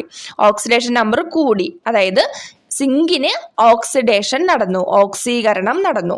ദെൻ ഹൈഡ്രജന്റെ കേസ് എടുക്കുകയാണെന്നുണ്ടെങ്കിലോ, ഹൈഡ്രജൻ +1ൽ നിന്ന് 0 ആയി, അതായത് ഓക്സിഡേഷൻ നമ്പർ കുറഞ്ഞു. ഹൈഡ്രജന് റിഡക്ഷൻ നടന്നു, നിരോക്സീകരണം നടന്നു. ക്ലോറിന്റെ കേസ് എടുക്കുകയാണെന്നുണ്ടെങ്കിൽ ലെഫ്റ്റ് സൈഡിലും -1 തന്നെയാണ്, റൈറ്റ് സൈഡിലും -1 തന്നെയാണ്, പ്രത്യേകിച്ച് ഒരു മാറ്റവും ഇല്ല. ഇങ്ങനെയാണ് ഏതിനാണ് ഓക്സിഡേഷൻ നടന്നതെന്നും ഏതിനാണ് റിഡക്ഷൻ നടന്നതെന്നും കണ്ടുപിടിക്കുന്നത്. ഓക്കെ, ദെൻ ഇവിടെ നമ്മൾ അറിഞ്ഞിരിക്കേണ്ട കുറച്ച് മൂലകങ്ങളും അവയുടെ ഓക്സിഡേഷൻ നമ്പറും, അതായത് ബേസിക് ആയിട്ട് നമ്മൾ അറിഞ്ഞിരിക്കേണ്ട കുറച്ച് മൂലകങ്ങളും അവയുടെ ഓക്സിഡേഷൻ, ഇത് ബൈ ഹാർട്ട് ചെയ്ത് പഠിക്കണം കേട്ടോ. ഹൈഡ്രജന്റെ ഓക്സിഡേഷൻ നമ്പർ +1 ആണ്, പൊട്ടാസ്യത്തിൻ്റെത് +1 ആണ്, സോഡിയത്തിൻ്റെത് +1 ആണ്, കാൽഷ്യം +2 ആണ്, അലൂമിനിയം +3 ആണ്. H+1, K+1, Na+1, Ca+2, aluminium +3. Then ഫ്ലൂറിൻ്റെത് -1, ക്ലോറിൻ -1, ഓക്സിജൻ -2, ബ്രോമിൻ -1, അയഡിൻ -1. ഇത്രയും ബേസിക് ആയിട്ട് നമ്മൾ അറിഞ്ഞിരിക്കേണ്ട ഓക്സിഡേഷൻ നമ്പേഴ്സ് ആണ് കേട്ടോ. ഹൈഡ്രജൻ്റെത് +1, potassium +1, sodium +1, calcium +2, aluminium +3, fluorine -1, chlorine -1, oxygen -2, bromine -1, iodine -1. Okay, ഇത്രയും കാര്യങ്ങൾ നമ്മൾ ബൈ ഹാർട്ട് ചെയ്ത് പഠിക്കണം കേട്ടോ. ഓക്കെ, ഇനി നമ്മൾ ഡിസ്കസ് ചെയ്യാൻ പോകുന്നത്, അതായത് സൾഫ്യൂരിക് ആസിഡിൽ സൾഫറിൻ്റെ ഓക്സിഡേഷൻ നമ്പർ എങ്ങനെ കണ്ടുപിടിക്കാം, അല്ലെങ്കിൽ നമുക്കൊരു മോളിക്യൂൾ തന്നിട്ട് അതിൽ നമുക്ക് അൺനോൺ ആയിട്ടുള്ളതിൻ്റെ ഒരു ഓക്സിഡേഷൻ നമ്പർ കണ്ടുപിടിക്കാൻ പറഞ്ഞാൽ നമുക്കത് എങ്ങനെ കണ്ടുപിടിക്കാം എന്നുള്ളതാണ് ഇനി നമ്മൾ ചെയ്യാൻ പോകുന്നത്. സൾഫ്യൂരിക് ആസിഡിൽ നമുക്ക് ഹൈഡ്രജൻ്റെയും ഓക്സിജൻ്റെയും ഓക്സിഡേഷൻ നമ്പർ അറിയാം, നോൺ ആണ്. സൾഫറിൻ്റെ ഓക്സിഡേഷൻ നമ്പർ കണ്ടുപിടിക്കുക എന്ന് ചോദിച്ചാൽ നമ്മൾ എന്ത് ചെയ്യണം? സൾഫ്യൂരിക് ആസിഡ് H2SO4, അതിൽ നമുക്ക് ഹൈഡ്രജൻ്റെ ഓക്സിഡേഷൻ നമ്പർ അറിയാം. ഹൈഡ്രജൻ്റെ ഓക്സിഡേഷൻ നമ്പർ എത്രയാണ്? +1 ആണ്. ഹൈഡ്രജൻ്റെ ഓക്സീകരണാവസ്ഥ എന്ന് പറയുന്നത് +1 ആണ്. ദെൻ ഓക്സിജന്റെ ഓക്സീകരണാവസ്ഥ എന്ന് പറയുന്നത് -2 ആണ്. ഓക്കെ, ഇതൊക്കെ ബൈ ഹാർട്ട് ചെയ്ത് പഠിക്കണം കേട്ടോ. ഓക്സിജൻ്റെത് -2 ആണ്. സൾഫറിൻ്റെ നമുക്ക് അറിയില്ല. സൾഫറിൻ്റെ ഓക്സീകരണാവസ്ഥ നമ്മൾ എന്തെന്ന് കൊടുത്തു? X എന്ന് കൊടുത്തു. ഓക്കെ, ഇനി സംയുക്തത്തിലെ ആറ്റങ്ങളുടെ ഓക്സിഡേഷൻ നമ്പറുകളുടെ ആകെ തുക 0 ആണെന്ന് നമ്മൾ ഓൾറെഡി പഠിച്ച കാര്യമാണ്. അതായത് H2SO4ലെ ഘടകങ്ങളുടെ അതിനകത്തുള്ള ആറ്റങ്ങളുടെ ഓക്സിഡേഷൻ നമ്പറിൻ്റെ ആകെ തുക 0 ആണ്. ദെൻ നമുക്കിത് എങ്ങനെ എഴുതാം? 2 ഹൈഡ്രജൻ ഉണ്ട്, അതായത് 2 × +1 പ്ലസ് ഒരു സൾഫറിൻ്റെ നമ്മൾ X എന്ന് എടുത്തു, X പ്ലസ് 4 ഓക്സിജൻ ഉണ്ട്, അതായത് 4 × -2. എത്ര ആറ്റത്തിൻ്റെ എണ്ണം എത്രയാണോ അത് ഇൻറ്റു അതിൻ്റെ ഓക്സിഡേഷൻ നമ്പർ, അങ്ങനെ വേണം ചെയ്യാൻ. 2 ഹൈഡ്രജൻ ഉണ്ട്, അതുകൊണ്ട് 2 × +1. 4 ഓക്സിജൻ ഉണ്ട്, അതുകൊണ്ട് 4 × -2. Then 2 + x minus 8 is equal to 0. ആ ഇസ് ഈക്വൽ ടു 0 എന്നുള്ളതിൻ്റെ ആ സ്റ്റേറ്റ്മെൻ്റ് ആണ് അവിടെ കൊടുത്തിരിക്കുന്നത്. ഒരു സംയുക്തത്തിലെ ആറ്റങ്ങളുടെ ഓക്സിഡേഷൻ നമ്പറുകളുടെ ആകെ തുക 0 ആണ്. Okay, then x minus 6 is equal to 0 എന്ന് കിട്ടും. X is equal to plus 6 എന്ന് കിട്ടും. അതായത് സൾഫറിൻ്റെ ഓക്സിഡേഷൻ നമ്പർ എത്രയാണ്? +6 ആണ്. സൾഫ്യൂരിക് ആസിഡിൽ സൾഫറിൻ്റെ ഓക്സിഡേഷൻ നമ്പർ എത്രയാണ്? +6 ആണ്. അപ്പോൾ നമുക്ക് നോൺ ആയിട്ടുള്ള 2 എണ്ണം അറിയാമെന്നുണ്ടെങ്കിൽ അൺനോൺ ആയിട്ടുള്ളതിൻ്റെ ഓക്സിഡേഷൻ നമ്പർ ഈ രീതിയിൽ കണ്ടുപിടിക്കാം. ക്ലിയർ ആണല്ലോ? ദെൻ KMnO4 മാംഗനീസിൻ്റെ ഓക്സിഡേഷൻ നമ്പർ കണ്ടുപിടിക്കുക. അപ്പോൾ നമുക്ക് പൊട്ടാസ്യത്തിൻ്റെത് അറിയാം, +1 ആണെന്ന് അറിയാം. ഓക്സിജൻ്റെത് -2 ആണെന്ന് അറിയാം. Mnൻ്റെ നമ്മൾ എക്സ് എന്ന് എടുത്തു. ദെൻ പൊട്ടാസ്യം 1 ഉള്ളൂ, +1 പ്ലസ് ആ ഒരു ഇതേ പാറ്റേണിൽ തന്നെ എഴുതിയാൽ മതി കേട്ടോ. അതായത് പൊട്ടാസ്യത്തിൻ്റെത് നമുക്കറിയാം +1 ആണ്. അപ്പം പൊട്ടാസ്യത്തിൻ്റെത് ആദ്യം എഴുതുക, +1 പ്ലസ് അടുത്തത് ഏതാണ്? Mnൻ്റെത് എക്സ് ആണ്. ദെൻ പ്ലസ് 4 ഓക്സിജൻ ഉണ്ട്, 4 × -2 ഇങ്ങനെ എഴുതിയാൽ മതി കേട്ടോ. 4 × -2 എല്ലാം വിച്ച് ഇസ് ഈക്വൽ ടു 0 ആണ്. That is 1 + x - 8 is equal to 0. x - 7 is equal to 0. എക്സിൻ്റെ വാല്യൂ എന്തെന്ന് കിട്ടി? പ്ലസ് ഈക്വൽ ടു ഇപ്പുറം വന്നപ്പോൾ മൈനസ് പ്ലസ് ആയി, +7. ആ സിമ്പിൾ ഇമ്പോർട്ടൻ്റ് ആണ് കേട്ടോ. അപ്പോൾ KMnO4 Mnൻ്റെ ഓക്സിഡേഷൻ നമ്പർ എത്രയാണ്? +7 ആണ്. ഇങ്ങനെ വേണം ഓക്സിഡേഷൻ നമ്പർ കണ്ടുപിടിക്കാൻ. അടുത്തത് Mn2O3 Mnൻ്റെ ഓക്സിഡേഷൻ നമ്പർ എത്രയാണെന്ന്. അപ്പോൾ നമുക്ക് ഓക്സിജൻ്റെത് അറിയാം, -2 ആണ്. Mnൻ്റെത് മാംഗനീസിൻ്റെ നമ്മൾ എക്സ് ആയിട്ട് എടുത്തു. ഇവിടെ ഒരു പ്രത്യേകത എന്ന് വെച്ചാൽ നമുക്ക് കണ്ടുപിടിക്കേണ്ടത് 2 ആറ്റം ഉണ്ട്, അതായത് 2x ആണ് കണ്ടുപിടിക്കാനുള്ളത്. 2xൽ നിന്ന് എക്സ് കണ്ടുപിടിക്കണം. മാംഗനീസ് 2 എണ്ണം ഉള്ളത് കൊണ്ട് 2x എന്ന് എഴുതി. 2x പ്ലസ് ഓക്സിജൻ എത്ര എണ്ണം ഉണ്ട്? 3 എണ്ണം ഉണ്ട്, അതായത് 3 × -2 which is equal to 0. Then 2x - 6 is equal to 0. 2x is equal to +6 എന്ന് കിട്ടി. അതിൽ നിന്ന് എക്സ് എങ്ങനെ കണ്ടുപിടിക്കാം? 2നെ ഡിവൈഡ് ചെയ്താൽ മതി. +6 ഡിവൈഡഡ് ബൈ 2, അതായത് +3 ആണ് മാംഗനീസിൻ്റെ ഓക്സിഡേഷൻ നമ്പർ Mn2O3. അപ്പോൾ ഏത് മോളിക്യൂൾ തന്നാലും ഇങ്ങനെ കണ്ടുപിടിക്കാൻ ഈസി അല്ലേ? അടുത്തത് MnO2. നമ്മൾ നേരത്തെ എന്താണ് പറഞ്ഞത്? Mn2O3. ഇത് MnO2 മാംഗനീസിൻ്റെ Mnൻ്റെ ഓക്സിഡേഷൻ നമ്പർ എങ്ങനെ കണ്ടുപിടിക്കാം? Mnൻ്റെ നമ്മൾ എക്സ് എന്ന് എടുത്തു, ഓക്സിജൻ്റെത് -2 ആണ്. ദെൻ x - 2 × 2 × 2 എവിടെ നിന്ന് വന്നു? ഓക്സിജൻ 2 എണ്ണം ഉണ്ട്, which is equal to 0. That is x - 4 is equal to 0. x is equal to +4. അപ്പോൾ മാംഗനീസിൻ്റെ നമ്മൾ നേരത്തെ ചെയ്തത് +3 ആണ് കിട്ടിയത്. മാംഗനീസിൻ്റെ 2 ഓക്സിഡേഷൻ സ്റ്റേറ്റ് നമുക്ക് ഓൾറെഡി ഇവിടെ കിട്ടിയില്ലേ? KMnO4 മാംഗനീസിന് +7 ആയിരുന്നു. Mn2O3 മാംഗനീസിന് +3 ആയിരുന്നു. MnO2 മാംഗനീസിന് +4 ആണ്. അപ്പോൾ ഒരു ആറ്റം തന്നെ ഡിഫറെൻ്റ് ഓക്സിഡേഷൻ സ്റ്റേറ്റുകൾ കാണിക്കും കേട്ടോ. അപ്പോൾ ഓക്സിഡേഷൻ സ്റ്റേറ്റ് അൺനോൺ മോളിക്യൂൾ, ഒരു മോളിക്യൂൾ തന്നിരുന്നിട്ട് നമുക്കതിനകത്ത് ഏതെങ്കിലും ഒരു ആറ്റത്തിൻ്റെ ഓക്സിഡേഷൻ നമ്പർ അറിയില്ല, ദെൻ അങ്ങനെയാണെന്നുണ്ടെങ്കിൽ ബാക്കിയുള്ളതിൻ്റെ ഓക്സിഡേഷൻ നമ്പർ വെച്ചിട്ട് അൺനോൺ ആയിട്ടുള്ളതിൻ്റെ ഓക്സിഡേഷൻ നമ്പർ ഈസി ആയിട്ട് കണ്ടുപിടിച്ചൂടെ? ഏതെങ്കിലും ഒരു മോളിക്യൂൾ തന്നിട്ട് അതിൻ്റെ ഏതെങ്കിലും ഒരു ആറ്റത്തിൻ്റെ ഓക്സിഡേഷൻ നമ്പർ കണ്ടുപിടിക്കാൻ പറഞ്ഞാൽ ഈ രീതിയിൽ ചെയ്താൽ മതി കേട്ടോ. ഓക്കെ, ഇനി നമുക്ക് അടുത്ത പോയിന്റ് എന്താണെന്ന് നോക്കാം.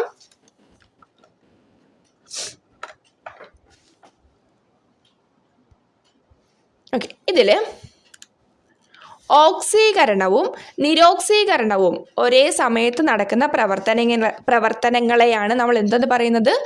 റിഡോക്സ് പ്രവർത്തനങ്ങൾ എന്ന് പറയുന്നത്.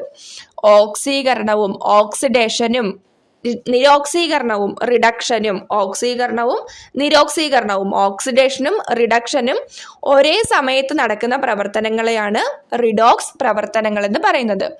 അതായത് ഒരു റിഡോക്സ് പ്രവർത്തനത്തിൽ ഓക്സീകാരിക്ക് നിരോക്സീകരണവും നിരോക്സീകാരിക്ക് ഓക്സീകരണവും സംഭവിക്കുന്നു.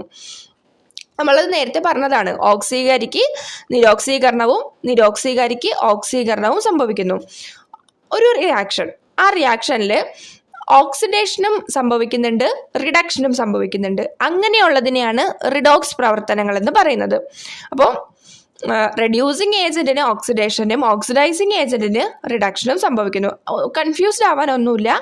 ഒരു റിയാക്ഷൻ ഉണ്ട്, അതിനകത്ത് ഓക്സിഡേഷനും റിഡക്ഷനും ഒരേ സമയത്ത് നടക്കുന്നു. അങ്ങനെയുള്ള റിയാക്ഷൻസിനെയാണ് നമ്മൾ എന്തെന്ന് പറയുന്നത്? റിഡോക്സ് പ്രവർത്തനങ്ങൾ, റിഡോക്സ് റിയാക്ഷൻസ് എന്ന് പറയുന്നത്. അപ്പൊ റിഡോക്സ് റിയാക്ഷൻ എന്താണ്? ഒരു റിയാക്ഷനിൽ ഓക്സിഡേഷനും റിഡക്ഷനും അല്ലെങ്കിൽ ഓക്സീകരണവും നിരോക്സീകരണവും ഒരേ സമയത്ത് നടന്നാൽ അങ്ങനെയുള്ള റിയാക്ഷൻസിനെയാണ്, അങ്ങനെയുള്ള പ്രവർത്തനങ്ങളെയാണ് റിഡോക്സ് പ്രവർത്തനങ്ങൾ എന്ന് പറയുന്നത്. ഓക്കെ, ദെൻ അടുത്തത് വളരെ ഇമ്പോർട്ടൻ്റ് ആയിട്ടുള്ള പോയിന്റ് ആണ് കേട്ടോ. ഇത് പഠിച്ചു തന്നെ വെക്കണം. രാസപ്രവർത്തന വേഗം. ഒരു രാസപ്രവർത്തനത്തിൻ്റെ വേഗത, സ്പീഡിനെ ഡിപ്പെൻഡ് ചെയ്യുന്ന ഫാക്ടേഴ്സ് എന്തൊക്കെയാണെന്നാണ് പഠിക്കാൻ പോകുന്നത്. ഇമ്പോർട്ടൻ്റ് ആണ് കേട്ടോ. അപ്പോൾ രാസപ്രവർത്തന വേഗത്തെ സ്വാധീനിക്കുന്ന ഘടകങ്ങൾ ഏതൊക്കെയാണെന്നാണ് നോക്കാൻ പോകുന്നത്. അതിൽ ഒന്നാമത്തതാണ് അഭികാരകങ്ങളുടെ സ്വഭാവം, നേച്ചർ ഓഫ് ദി റിയാക്റ്റന്റ്. അഭികാരകങ്ങളുടെ സ്വഭാവം, റിയാക്റ്റന്റിന്റെ നേച്ചർ, അതെന്താണ് പറയുന്നത്? അതായത് ഒരു എക്സാമ്പിൾ പറയാണ് കേട്ടോ. എൻ്റെ കയ്യിൽ കുറച്ച് ഡൈല്യൂട്ട് സൾഫ്യൂരിക് ആസിഡ് ഉണ്ട്. ഞാൻ ആ ഡൈല്യൂട്ട് സൾഫ്യൂരിക് ആസിഡ് ഒരു ടെസ്റ്റ് ട്യൂബിൽ എടുത്തിട്ട് അതിനകത്തേക്ക് സിങ്ക് ഇടുകയാണ്. ഓക്കെ, ദെൻ അതേ ഡൈല്യൂട്ട് HCl വേറൊരു ടെസ്റ്റ് ട്യൂബിൽ എടുത്തിട്ട് അതിനകത്തേക്ക് മഗ്നീഷ്യം ഇടുകയാണ്. അപ്പോൾ ഡൈല്യൂട്ട് സൾഫ്യൂരിക് ആസിഡ് ഉണ്ട് എൻ്റെ കയ്യിൽ, 2 ടെസ്റ്റ് ട്യൂബിലായിട്ട് ഞാൻ എടുത്തു. ഒന്നിൽ സിങ്ക് ഇട്ടു, ഒന്നിൽ മഗ്നീഷ്യം ഇട്ടു. അപ്പോൾ നമ്മൾ നേരത്തെ പഠിച്ചിട്ടുണ്ട്, ഒരു മെറ്റലും ആസിഡും തമ്മിൽ റിയാക്ട് ചെയ്യുമ്പോൾ എന്ത് സംഭവിക്കും? അവിടെ ഹൈഡ്രജൻ വാതകം ഉണ്ടാവുമെന്ന് പഠിച്ചിട്ടുണ്ട്. എന്നാൽ ഇതിൽ രണ്ടിലും കമ്പയർ ചെയ്യുമ്പോൾ ഏറ്റവും കൂടുതൽ ഹൈഡ്രജൻ വാതകം എവിടെയാണ്? ഞാൻ ആ മഗ്നീഷ്യം ഇട്ട ടെസ്റ്റ് ട്യൂബിലാണ് ഉണ്ടാവുന്നത്. എന്താണ് അതിന് കാരണം? റിയാക്റ്റന്റിന്റെ സ്വഭാവത്തെ രാസപ്രവർത്തന വേഗത സ്വാധീനിക്കുന്നു. അതായത് magnesium is more reactive than zinc. അതുകൊണ്ട് മഗ്നീഷ്യം ഇട്ട ടെസ്റ്റ് ട്യൂബിൽ ഹൈഡ്രജൻ ഏറ്റവും വേഗത്തിൽ അല്ലെങ്കിൽ കൂടുതൽ ഹൈഡ്രജൻ ഉണ്ടാകുന്നതായിട്ട് കാണുന്നു.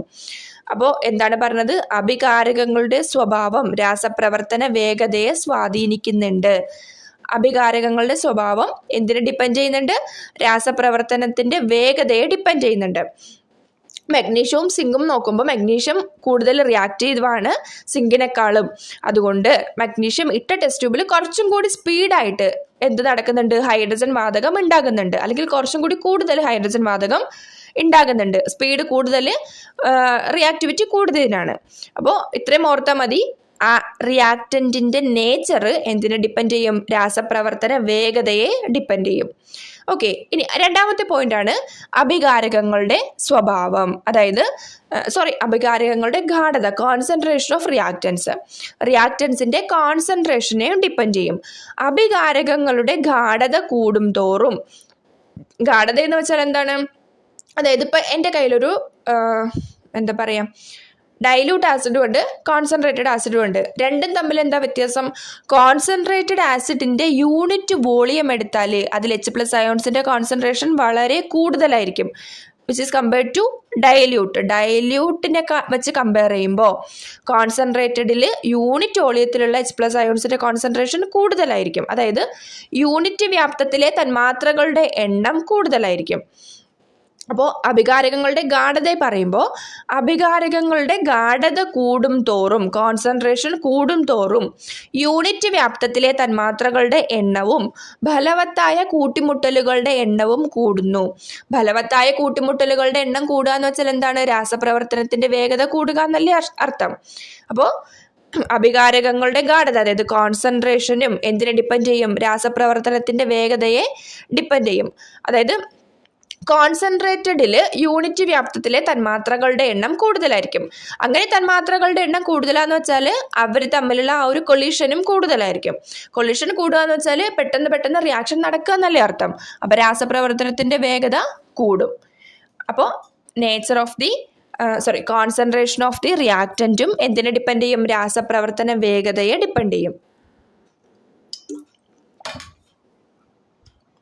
ഇനി നമ്മൾ നേരത്തെ പറഞ്ഞു കൊളിഷൻ നടക്കും എന്നൊക്കെ പറഞ്ഞില്ലേ.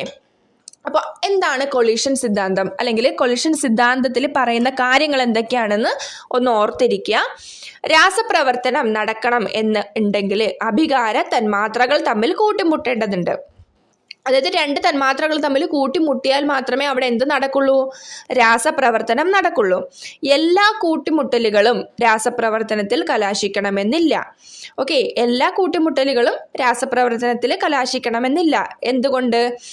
എങ്ങനെയുള്ള കൂട്ടിമുട്ടലുകളെ രാസപ്രവർത്തനത്തിൽ കലാശിക്കുള്ളൂ, അല്ലെങ്കിൽ എങ്ങനെയുള്ള കൂട്ടിമുട്ടലുകൾ നടന്നാലേ രാസപ്രവർത്തനം നടക്കുള്ളൂ?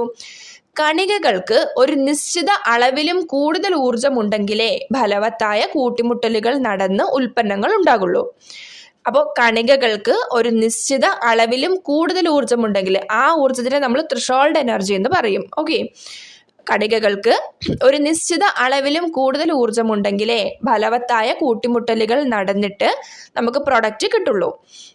അപ്പോൾ തന്മാത്രകളുടെ എണ്ണം കൂടുന്നതും ഊർജം കൂടുന്നതും നിശ്ചിത സമയത്തിനുള്ളിലെ ഫലവത്തായ കൂട്ടിമുട്ടലുകളുടെ എണ്ണം വർദ്ധിക്കാൻ കാരണമാകും. ഇതാണ് എന്തിൽ പറയുന്നത്? കൊളിഷൻ തിയറിയിൽ പറയുന്നത്. അപ്പോൾ കൊളിഷൻ തിയറിയിൽ പറയുന്ന കാര്യങ്ങൾ എന്തൊക്കെയാണ്? എല്ലാ കൂട്ടിമുട്ടലുകളും രാസപ്രവർത്തനത്തിൽ കലാശിക്കില്ല. രാസപ്രവർത്തനം നടക്കണമെന്നുണ്ടെങ്കിൽ എന്ത് സംഭവിക്കണം? ഈ റിയാക്റ്റന്റ് മോളിക്യൂൾസ് തമ്മിൽ കൂട്ടിമുട്ടണം. എല്ലാ കൂട്ടിമുട്ടലുകളും റിസൾട്ട് തരണമെന്നില്ല. റിസൾട്ട് തരുന്ന കൂട്ടിമുട്ടലുകൾ എങ്ങനെ ഉണ്ടാവുള്ളൂ?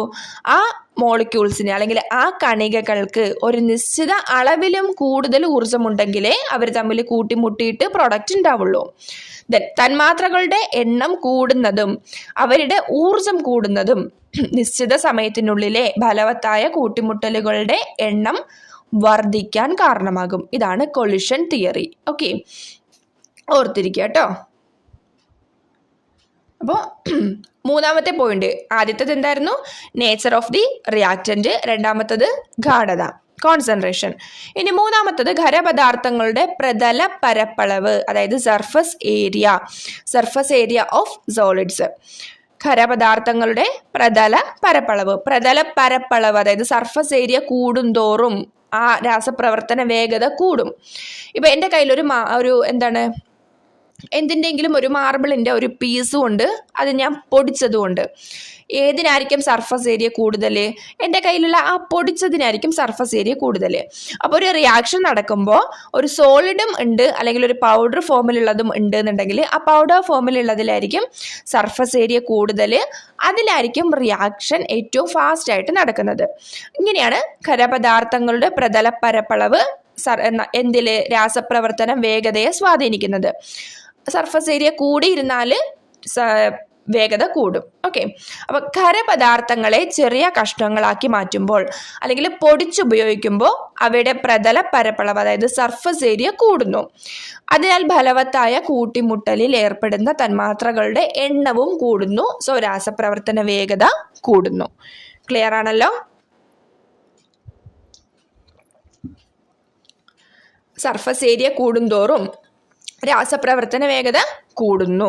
ഓക്കെ, ഇനി അടുത്ത ഒരു പോയിന്റ് അല്ലെങ്കിൽ അടുത്ത ഒരു ഇതാണ് രാസപ്രവർത്തന വേഗത്തെ സ്വാധീനിക്കുന്ന ഘടകമാണ് താപനില, ടെമ്പറേച്ചർ. താപനില എങ്ങനെയാണ് അതിനെ സ്വാധീനിക്കുന്നത്?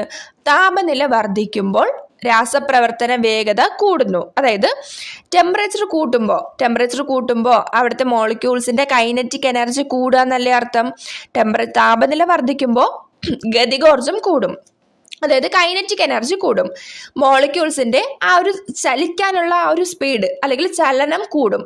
ചലനം കൂടുന്നു എന്ന് വെച്ചാൽ നല്ല കൊളിഷൻസ് നടക്കും. അതായത് അഭികാരകങ്ങളെ ചൂടാക്കുമ്പോൾ തന്മാത്രകളുടെ ഊർജവും ചലന വേഗതയും വർദ്ധിക്കും. താപനില കൂട്ടുമ്പോൾ ത്രെഷോൾഡ് എനർജി ഉള്ള തന്മാത്രകളുടെ എണ്ണം വർദ്ധിക്കുന്നു. തൽഫലമായി ഫലവത്തായ കൂട്ടിമുട്ടലുകളുടെ എണ്ണം കൂടുകയും രാസപ്രവർത്തന വേഗം കൂടുകയും ചെയ്യുന്നു. ഇത്രയും മാത്രം ഓർത്താൽ മതി. താപനില കൂടുമ്പോൾ രാസപ്രവർത്തന വേഗത കൂടുന്നു. ഓക്കെ, ഇനി നമ്മൾ നേരത്തെ പറഞ്ഞു എന്താണ് ത്രെഷോൾഡ് എനർജി? രാസപ്രവർത്തനത്തിൽ പങ്കെടുക്കുന്നതിന് ഒരു നിശ്ചിത അളവ് ഗതികോർജം, ഒരു നിശ്ചിത അളവ് കൈനറ്റിക് എനർജി ആവശ്യമാണ്. ഈ ഊർജ്ജത്തെയാണ് നമ്മൾ ത്രെഷോൾഡ് എനർജി എന്ന് പറയുന്നത്. ഒരു ആറ്റത്തിന് അല്ലെങ്കിൽ ഒരു മോളിക്യൂളിൽ ത്രെഷോൾഡ് എനർജി ഉണ്ടെങ്കിൽ മാത്രമേ നമുക്ക് എന്ത് കിട്ടുള്ളൂ? ഫലവത്തായ കൂട്ടിമുട്ടലുകൾ നടന്ന് നമുക്ക് പ്രോഡക്റ്റ് കിട്ടുള്ളൂ. അപ്പോൾ എന്താണ് ത്രെഷോൾഡ് എനർജി? രാസപ്രവർത്തനത്തിൽ പങ്കെടുക്കുന്നതിന് ഒരു നിശ്ചിത അളവ് ഗതികോർജം ആവശ്യമാണ്. ഈ ഊർജത്തെയാണ് ത്രെഷോൾഡ് എനർജി എന്ന് പറയുന്നത്. ഓക്കെ, ഇനി അടുത്ത ഘടകം ഏതാണ്? ഉൽപ്രേരകം അല്ലെങ്കിൽ കാറ്റലിസ്റ്റ്. എന്താണ് ഉൽപ്രേരകം? ഉൽപ്രേരകം ചേർക്കുമ്പോൾ രാസപ്രവർത്തന വേഗം കൂടുന്നു. ഉൽപ്രേരകം ചേർക്കുമ്പോൾ രാസപ്രവർത്തന വേഗം എന്ത് ചെയ്യുന്നു? കൂടുന്നു. അപ്പം ഏതൊക്കെയാണ് നമ്മൾ ഇത്രയും നേരം പറഞ്ഞത്?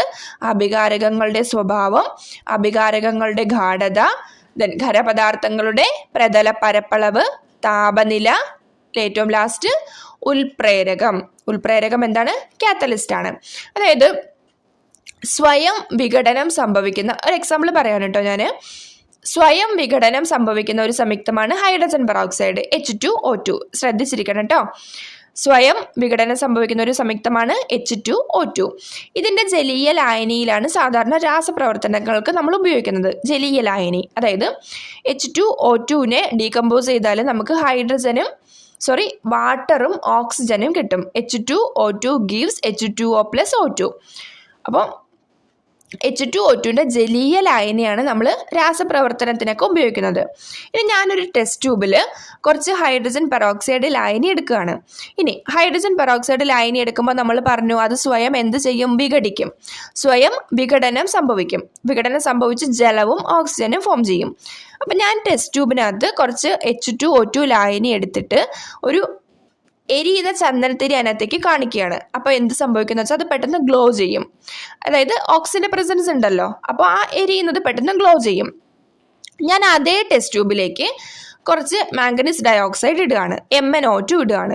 MnO2 ഇട്ടതിന് ശേഷം ഞാൻ വീണ്ടും ആ കത്തുന്ന ചന്ദനത്തിരി ആ ടെസ്റ്റ് ട്യൂബിൻ്റെ വായിലോട്ട് കാണിക്കുമ്പോൾ അതെന്ത് ചെയ്യുന്നതായിട്ട് കാണാം? ആളി കത്തുന്നതായിട്ട് കാണാം. അതായത് കൂടുതൽ ഓക്സിജനെ ആര് പ്രൊഡ്യൂസ് ചെയ്തു?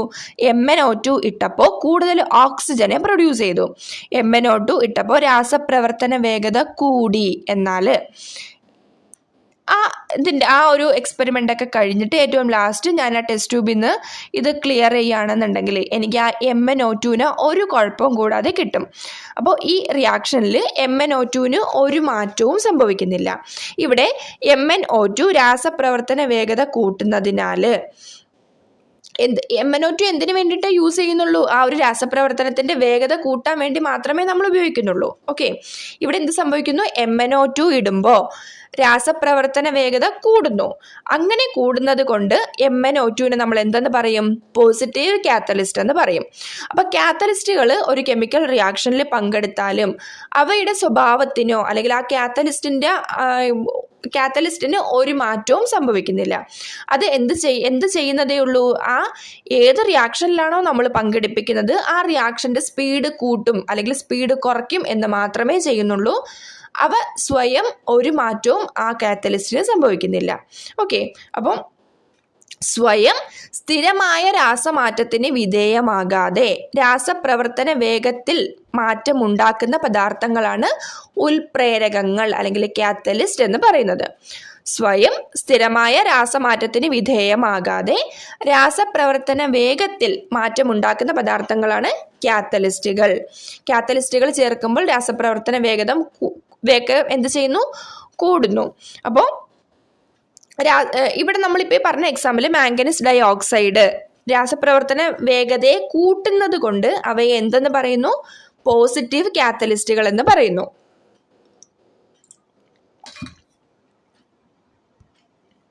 ഇനി തിരിച്ചുണ്ട് കേട്ടോ. അതായത് കാറ്റലിസ്റ്റിനെ നമുക്ക് രണ്ടായിട്ട് ക്ലാസിഫൈ ചെയ്യാം, പോസിറ്റീവും നെഗറ്റീവും. നമ്മളിപ്പം പറഞ്ഞ മാംഗനീസ് ഡയോക്സൈഡ് ഒരു പോസിറ്റീവ് കാറ്റലിസ്റ്റിന് എക്സാമ്പിളാണ്. ഇനി നമ്മൾ പറഞ്ഞു ഈ ഹൈഡ്രജൻ പെറോക്സൈഡ് എന്ത് സംഭവിക്കും? സ്വയം വിഘടനം സംഭവിക്കുമെന്ന് പറഞ്ഞു. ആ ഹൈഡ്രജൻ പെറോക്സൈഡ് സ്വയം വിഘടിച്ച് ജലവും ഓക്സിജനും ഉണ്ടാവും. അങ്ങനെ ഉണ്ടാവാതിരിക്കാൻ, ഹൈഡ്രജൻ പെറോക്സൈഡ് വിഘടിച്ച് നശിക്കാതിരിക്കാൻ വേണ്ടിയിട്ട് നമ്മൾ ഹൈഡ്രജൻ പെറോക്സൈഡിൽ അല്പം phosphoric acid H3PO4 phosphoric acid ചേർക്കും. അപ്പം ഈ ഫോസ്ഫോറിക് ആസിഡ് ഹൈഡ്രജൻ പെറോക്സൈഡിൻ്റെ വിഘടനത്തെ എന്ത് ചെയ്യും? ആ വിഘടന വേഗത കുറയ്ക്കും. ക്ലിയർ ആണല്ലോ. ഹൈഡ്രജൻ പെറോക്സൈഡിൻ്റെ വിഘടന വേഗതയെ ആര് കുറയ്ക്കും? ഈ ഫോസ്ഫോറിക് ആസിഡ് കുറയ്ക്കും. അപ്പോൾ അവിടെ ആ റിയാക്ഷൻ്റെ വേഗതയെ കുറയ്ക്കുന്നത് കൊണ്ട് ഫോസ്ഫോറിക് ആസിഡിനെ ഒരു നെഗറ്റീവ് കാറ്റലിസ്റ്റ് എന്ന് പറയും. ക്ലിയർ ആണല്ലോ. പോസിറ്റീവ് കാറ്റലിസ്റ്റും ഉണ്ട്, നെഗറ്റീവ് കാറ്റലിസ്റ്റും ഉണ്ട്. മാംഗനീസ് ഡൈ ഓക്സൈഡ് പോസിറ്റീവ് കാറ്റലിസ്റ്റിന് എക്സാമ്പിളാണ്. ഫോസ്ഫോറിക് ആസിഡ് നെഗറ്റീവ് കാറ്റലിസ്റ്റിൻ്റെ എക്സാമ്പിളാണ്. അത് ആ വിഘടന വേഗത അല്ലെങ്കിൽ ആ ഒരു റിയാക്ഷൻ്റെ സ്പീഡിനെ കുറയ്ക്കുന്നത് കൊണ്ട് ഫോസ്ഫോറിക് ആസിഡ് ഒരു നെഗറ്റീവ് കാറ്റലിസ്റ്റിന് എക്സാമ്പിളാണ് എന്ന് പറയണം. ഓക്കെ, അപ്പോൾ കാറ്റലിസ്റ്റ് രണ്ടെണ്ണം ഉണ്ട്, പോസിറ്റീവും നെഗറ്റീവും. ഇനി അടുത്ത പോയിന്റ് നമ്മൾ സ്ഥിരം ചോദിക്കുന്ന ഒരു ക്വസ്റ്റ്യൻ ആണ്. സൾഫ്യൂരിക് ആസിഡിന്റെ വ്യാവസായിക ഉൽപാദനത്തിൽ വനേഡിയം പെന്റോക്സൈഡ് ആണ് കാറ്റലിസ്റ്റ് ആയിട്ട് യൂസ് ചെയ്യുന്നത്, V2O5. സൾഫ്യൂരിക് ആസിഡിന്റെ വ്യാവസായിക ഉൽപാദനത്തിൽ നമ്മൾ കാറ്റലിസ്റ്റ് ആയിട്ട് ഉപയോഗിക്കുന്നത് ആരെയാണ്? വനേഡിയം പെന്റോക്സൈഡിനെയാണ്. ഇത് ഓർത്തിരിക്കണം കേട്ടോ, ഒരുപാട് ചോദിച്ചിട്ടുള്ള ക്വസ്റ്റ്യൻ ആണ്. അതുപോലെ അമോണിയയുടെ വ്യാവസായിക ഉൽപാദനത്തിൽ ഇരുമ്പ് പോസിറ്റീവ് കാറ്റലിസ്റ്റ് ആയിട്ട് ഉപയോഗിക്കുന്നു. അമോണിയയുടെ വ്യാവസായിക ഉൽപാദനത്തിൽ ഇരുമ്പാണ് പോസിറ്റീവ് കാറ്റലിസ്റ്റ് ആയിട്ട് ഉപയോഗിക്കുന്നത്. സൾഫ്യൂരിക് ആസിഡിൻ്റെതാണെങ്കിൽ വനേഡിയം പെന്റോക്സൈഡും അമോണിയയുടേതാണെങ്കിൽ ഇരുമ്പും. ഓക്കെ, ഓർത്തു വയ്ക്കുക കേട്ടോ. അടുത്തത് എൻസൈമുകൾ കഴിഞ്ഞു കേട്ടോ. നമ്മുടെ ഈ ലാസ്റ്റ് സ്ലൈഡാണിത്. എൻസൈമുകൾ അതായത് ബയോ കാറ്റലിസ്റ്റ്. എന്താണ് ബയോ കാറ്റലിസ്റ്റ്? ജീവശാസ്ത്രപരമായ ഉൽപ്രേരകങ്ങളെയാണ് നമ്മൾ എൻസൈമുകൾ എന്ന് പറയുന്നത്. അതായത് ജീവകോശങ്ങളിലെ നമ്മുടെ ശരീരത്തിൽ നടക്കുന്ന ജീവൽ പ്രവർത്തനങ്ങളെല്ലാം രാസപ്രവർത്തനങ്ങളാണ്, നമുക്കറിയാം.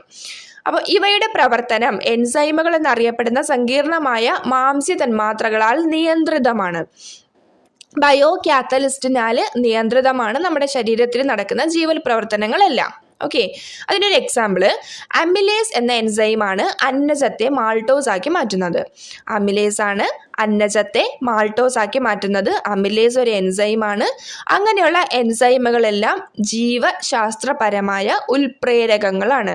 അപ്പോൾ ജീവശാസ്ത്രപരമായ ഉൽപ്രേരകങ്ങൾ ഏതാണെന്ന് ചോദിച്ചാൽ എൻസൈമുകളാണ്, ബയോ കാറ്റലിസ്റ്റുകളാണ്. അവയാണ് നമ്മുടെ ശരീരത്തിലെ ജീവൽ പ്രവർത്തനത്തെ നിയന്ത്രിക്കുന്നത്. എക്സാമ്പിൾ അമിലേസ് ആണ് അന്നജത്തെ മാൾട്ടോസ് ആക്കി മാറ്റുന്നത്.